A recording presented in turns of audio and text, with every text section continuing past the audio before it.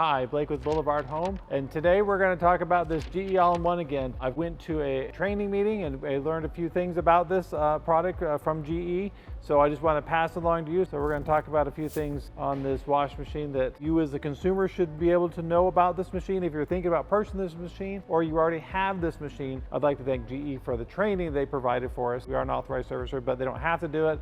But I'm glad that they did spend the time to provide this training to us, so I hope you get some good information out of this also. The first thing that GE has done with this, they have put in a pet cycle with these machines. The complaint has been there's been a lot of hair and a lot of other things that have people that have animals that it gets in the boot and gets in a bunch of things within the machine. And so when they come out, you have all this hairy mess when you take your clothes out of the machine. Well, they've introduced a pet cycle into this machine. Now, when you select the pet cycle on this machine, the first thing that the machine will do is it actually turns on the blower in this machine for the drying part of the cycle. And basically we're trying to extract as much of that dry hair before it gets wet and gets sticky out of the clothes and out of the machine before it starts filling up with water. So if you're like, well, why doesn't it fill up with water before it does anything else, turns the blower on, there's something wrong with my machine. No, it's not. It's designed to do that. We want to get that hair out into the filter before it starts adding water to the machine. So that is a great feature as far as I'm concerned, because it will definitely help get some of that excess hair out of your clothes and actually get a better wash from these all-in-one units. And some of the newer ones already have this. If you have an older one, this is why it's always a good idea to hook your machine up with the GE app and do an over-the-air update,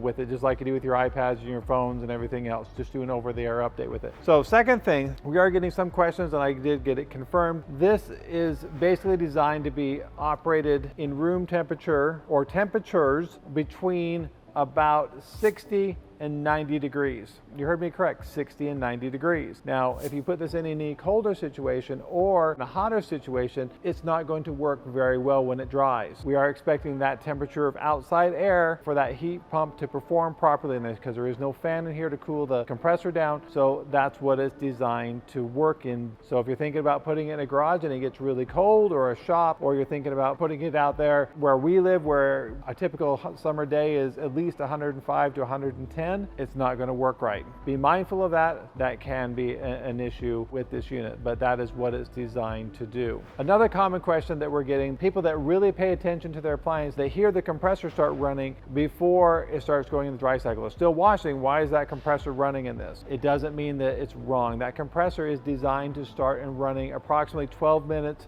before the end of the wash cycle. With it doing that, it allows the unit to build up head pressure and basically get the heat exchanger part working well. So when it does switch to dry, that is already working and already up to speed, so it starts the drying process as soon as possible. So if you hear that, don't panic. That is normal operation for this product. They also did stress to us that if you stop this machine during the dry cycle, you say, oh, I want to take this out, and I open it up, you are going to add approximately 15 minutes to the dry cycle. The best thing to do is leave the door shut. Okay, you also have a more water setting on these machines too, so you wonder what that does. Well, the more water adds approximately 3 gallons of water to this machine when it's washing. When you're pressing the button, you're only adding 3 gallons more. It's not a whole lot, but for a front load machine, it's quite a bit of water. So just be mindful if you're wondering, well, how much water does it actually add? That's approximately what it adds to it.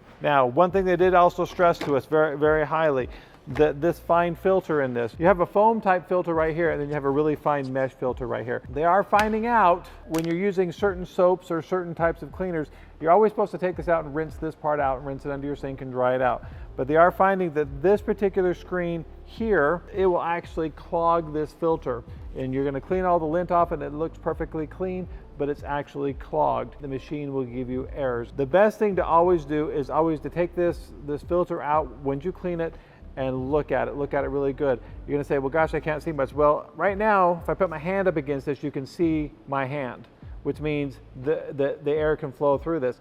If you can't see your hand, or if it looks like completely white, and it looks kind of a brownish color and you can't see your hand there, well, it's clogged. If that's the case, you need to take this to your sink with some warm water, a really soft scrub brush and some warm water, just a little bit of soap, and just gently scrub this and get on both sides of this, get all of that stuff off of this filter, get it dried out, put it back together, clean your foam filter at the same time, run underwater, squish it out, let it dry, put it back together, put it in the machine, and it will take care of the problems with the drying issues or the dryer error codes that are popping up. So definitely check that with this machine, because this is a known issue with this machine. When you have this type of filter, these micro mesh filters, when you have it in any dryer, they do get clogged and they will cause drying issues. But definitely do the over-the-air updates. I'm gonna be straight up honest with you, it's kind of a hassle to set up the app first and foremost, because you have to set up passwords and usernames and this, that, and the other. But once you get the first machine set up, the other appliances add easy. And they do add some real convenience with the app, because you will have updates as far as software updates. If they found a problem, there's a software update to it.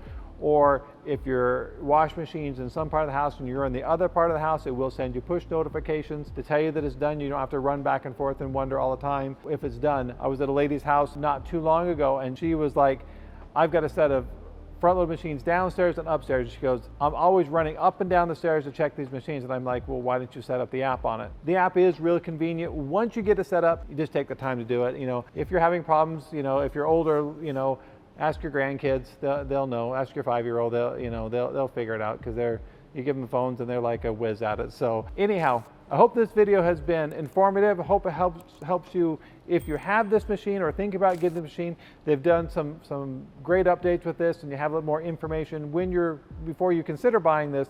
But this has been a good machine so far, so I hope this information has been helpful, and thank you for watching. Please like and subscribe, and we'll see you again real soon.